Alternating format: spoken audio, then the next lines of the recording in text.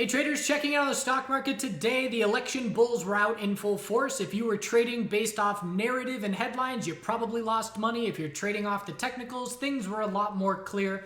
We'll break it all down and see where we stand from here. Stay tuned. Introducing the Chart Guys Swing Report, a weekly digital publication that uses technical analysis to identify long-term market opportunities. Understand the market from a swing trade perspective. Follow institutional money as it rotates from sector to sector, and make the most of the Swing Report's weekly trade opportunities, with key entry and exit levels provided. Performance is tracked and updated weekly. For more information, visit us at chartguys.com. Now, let's check out some charts. So we'll start it off on the pattern that was very prevalent overnight, and it was a megaphone pattern. So the megaphone was hitting resistance and not seeing follow through, and bouncing off support and not seeing follow through. But look at this action, and here we are into yesterday after hours. Bounce off support, reject from resistance as the polls are closing, head back down, overnight dump and bounce off support, and then we headed into the morning in an hourly equilibrium.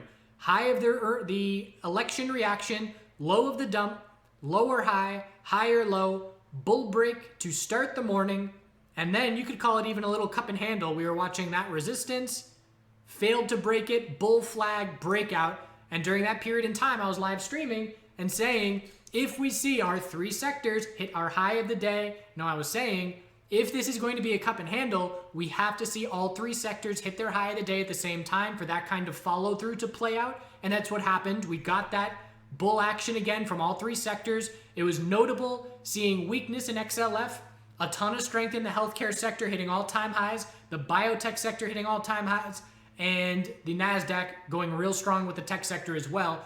But what was interesting is that the financial sector and the healthcare sector have decoupled from each other for the first time in a couple weeks. But at that point in time, all three sectors at their high of the day at the same time, and we got that follow through. If you're talking about the narrative that mainstream media is spinning and saying election uncertainty is bearish the market, you went bearish this morning, overnight, and you lost. Stick to the charts. We have weekly equilibriums. We're scouting a weekly lower high or a daily lower high, however you want to look at it. I like looking at SPY on the 2-day time frame. High, low, lower high, higher low. Anything under 354.02 is a lower high, and it's absolutely worth bears scouting for a lower high compared to that level, at least initially. If we're going to break that level, it's going to require this kind of volume to be sustained and to continue from here. We pulled back on the hourly into the close, definitely still looking for an hourly higher low, but enough of a pullback that it doesn't really shape up to be an hourly bull flag. I would be watching for an hourly lower high if we had more time to be trading in the trading day today. Stick with the technicals. Everybody was so fearful after last week. We held support and we have V-shaped bounce yet again. These equilibriums and the direction that they break are going to dictate momentum into the end of 2020 and into the start of 2021. I don't care at this point. It's looking more and more likely like Biden is potentially going to be the winner. We saw private prisons sell off. We saw USMJ go up. Little clues out there.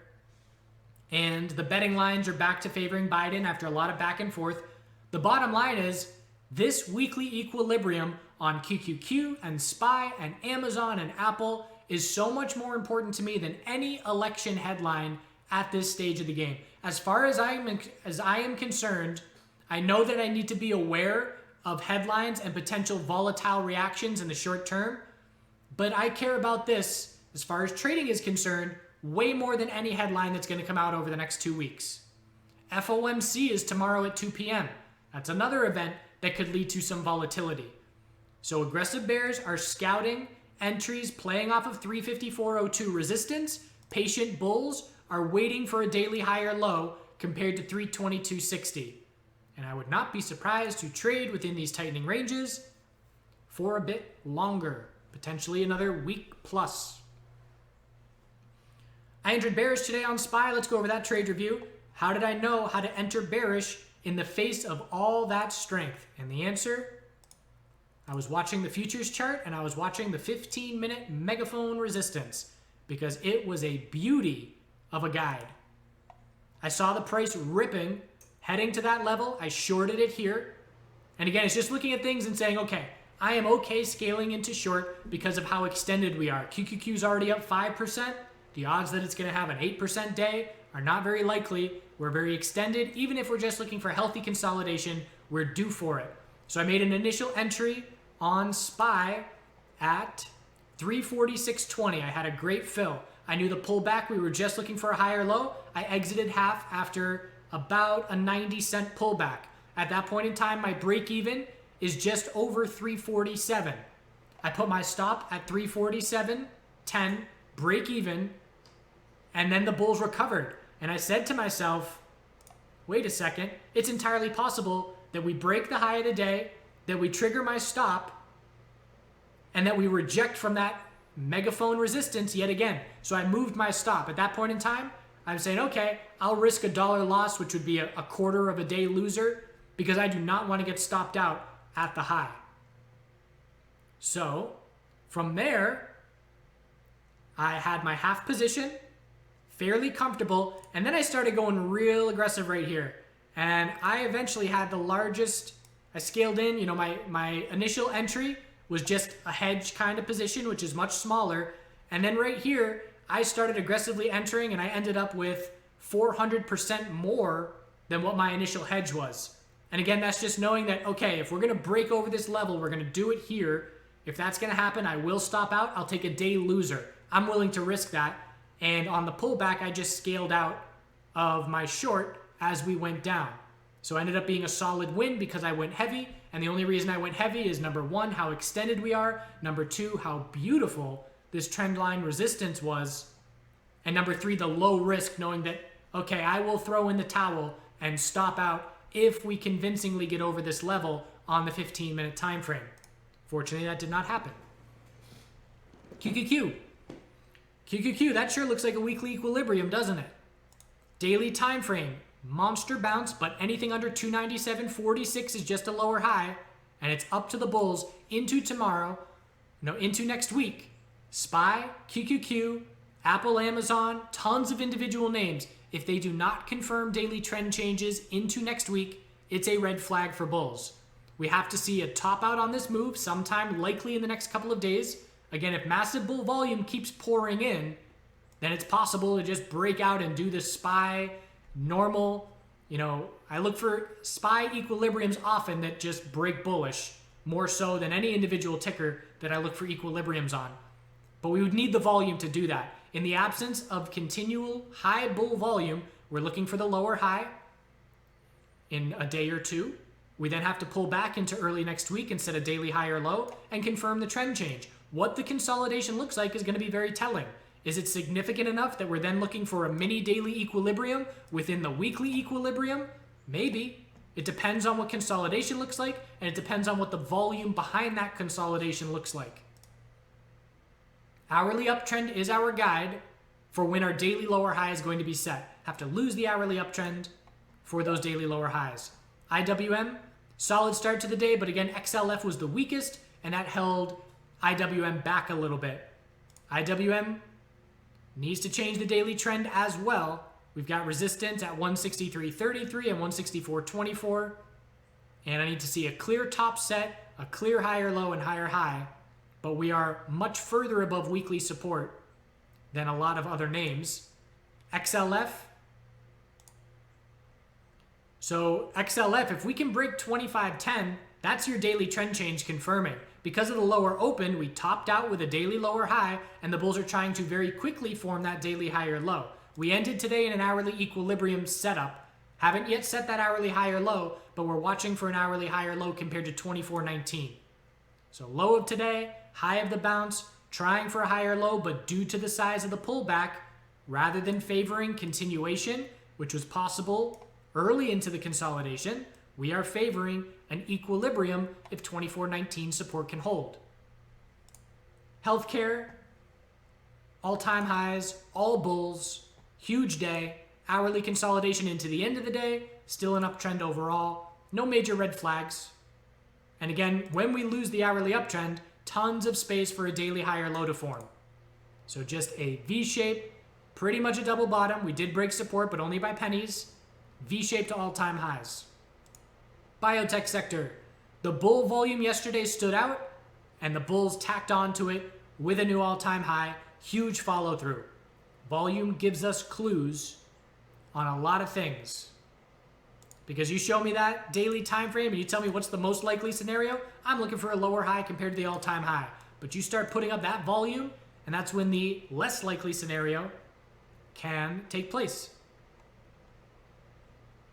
One thing to be watching, I'm on wedge watch now, and shout out to Sarah, who is all over wedges. So there's not a wedge here, but just keeping an eye out for this resistance line. Bulls definitely want more convincing follow through over that level on XBI. Let's see if we've got one on XLV as well. Nope, we broke that one. Daily higher lows, tons of space. 3 gap up, bearish reversal pattern. Keeping that in watch as well. XLV. Let's see, was SPY a 3 gap up? Yep. Not by a lot, but it is a 3 gap up, which is a pattern that shows us bulls getting overextended. SMH, significant move for the bulls. Anything under 191 is a daily lower high. Again, keep up that volume and we can break it, but if that volume tapers off, we look for the lower high and then we look for the higher low. Patient bulls are waiting for daily higher lows. Solar sector dropped pretty hard today. Bulls bought that dip, but we have not confirmed an hourly trend change. We have to break the high of today tomorrow for the hourly trend change to be confirmed. We then watch daily resistance of 71.35 as the bulls are attempting to maintain weekly 12-period exponential support. But we have to change the hourly trend, step number 1, change the daily trend, step number 2. The VIX, big dump. So still technically looking for a daily higher low compared to 27.30, but obviously a ton of that momentum has been sucked away, and next time we bounce, we're looking for a daily lower high due to the size of that pullback. The dollar, 4-hour tightening range to be watching. Bulls are attempting a higher low. If they get it, we have a 4-hour equilibrium, and that's all I care about in the short term. Let's see if we get a 4-hour equilibrium forming. Gold, same thing, 4-hour equilibrium, tightening range. If you're looking short term, you care about that 4-hour tightening range. For me, I'm looking bigger picture, and I just care about 1933 and 1848, and as long as we're within that range, that's all I care about. So we're near the middle of that range, and I don't care about it at this point. Silver, watching for the potential of a lower high being set. It's holding on a bit stronger than gold in that regard, but it's the same daily sideways channel that I am watching, and until we break one of those levels, we're just sideways as far as I'm concerned. If I were looking to short-term day trade it, I'd obviously be paying attention to a lot of shorter-term time frames, but that's not the case. For me, gold has been a swing position in 2020, so that's what I'm looking at, longer-term time frame. Miners were a beautiful top fish. This is where the stars align, where we see the pre-market setup saying, okay, we're going to open right near the high of yesterday. I see the gold setup saying, okay, we're looking for a 4-hour lower high, and I can say, if gold gives us that 4-hour lower high, shortly after the open, miners are going to be a good top fish. And that's exactly how it ended up playing out. We rejected from the high of yesterday, first thing by 20 cents or so, and then pulled back all day. Daily consolidation underway. We need a higher low compared to 36.01, and then we have to break 39.63 to confirm a daily trend change. And again, the consolidation is going to be telling how much volume do the bears have, how much pullback do we see, what's the percent retracement, and we closed at the low of the day. Oil bullish reaction to the inventory report, definitely looking for a daily lower high just like SPY, but tons of space for the daily higher low to form once we top out. 4-hour uptrend is our short-term guide. Worth scouting a bearish entry. The more extended heading towards resistance, the better the top fish opportunity. Natural gas. A little bit of a bounce trying to take place on the 4-hour time frame.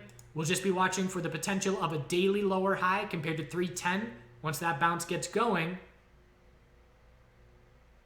And if we were to see a daily lower high and lower low, we know the weekly consolidation is going to be more significant. So that's where we stand overall. There's definitely a lot going on, a lot to feel like you have to be paying attention to. I see Biden wins Michigan, so his odds of being president increase a bit. But again, stick to the charts. These weekly equilibriums are beautiful guides, and that is all I care about until they break. Have a good rest of your day. Do good things. Hopefully things went well, and we will see you soon.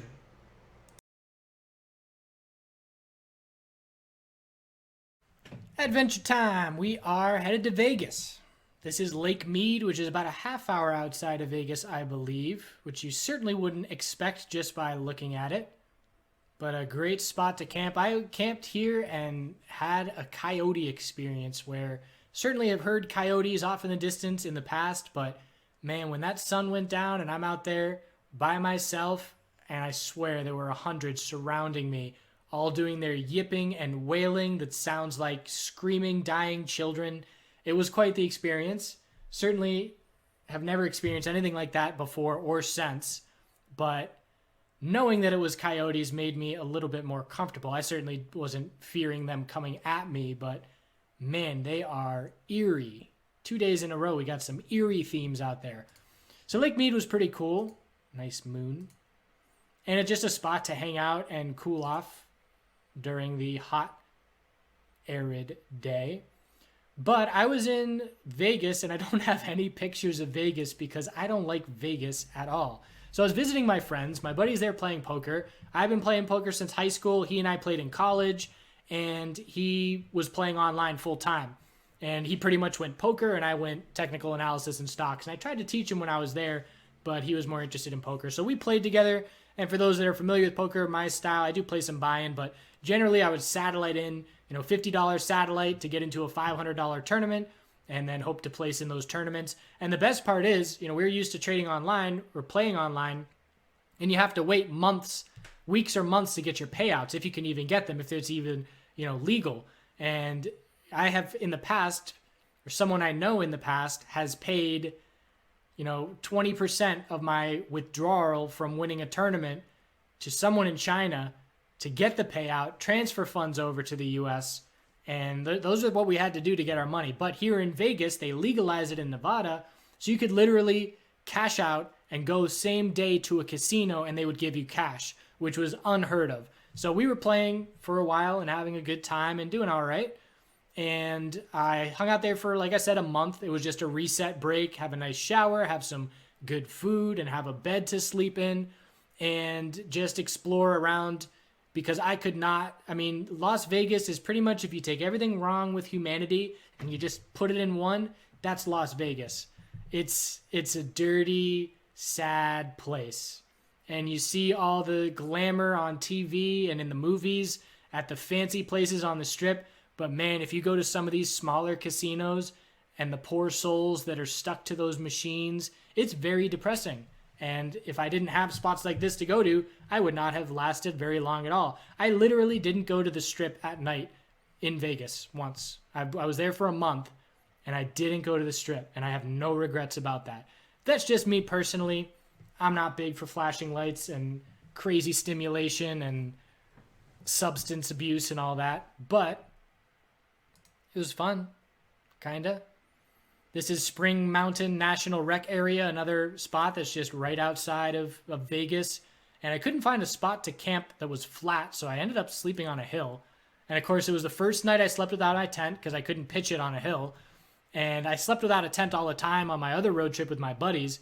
But the first time I sleep without a tent, this was months into the road trip, and of course it snows on me, but waking up, it was nice and magical. I pretty much just put myself against the base of a tree so I wouldn't roll down the hill. But still slept fine. Some awesome sunrises and sunsets out there. And I love it's almost like shopping for a house every night where you're walking around and saying, all right, I can camp anywhere in this area. Where's the best view? Where's the sun going to rise? Where's the sun going to set? Where's the best spot to camp? And setting up a home base. So from here now, my buddy and I, who I was staying with, we are going to road trip back. This is as far west as I went, and then heading back east and going through Zion. I think we go to Zion National Park next, and then loop around, head through the south, through Texas, back to the East Coast. Wrapping up the road trip, didn't have a whole lot, pretty much moved really fast on the way home versus the way out there. And that's that. We'll see where we end up with probably a couple more days on this road trip, maybe a couple more road trips after that. Short little picture series, and then I'm going to have to start doing some videos again and hopefully some spring planting. Got some garden planting parties going on tonight, so we're getting pumped for the spring, and I hope you are fantastic.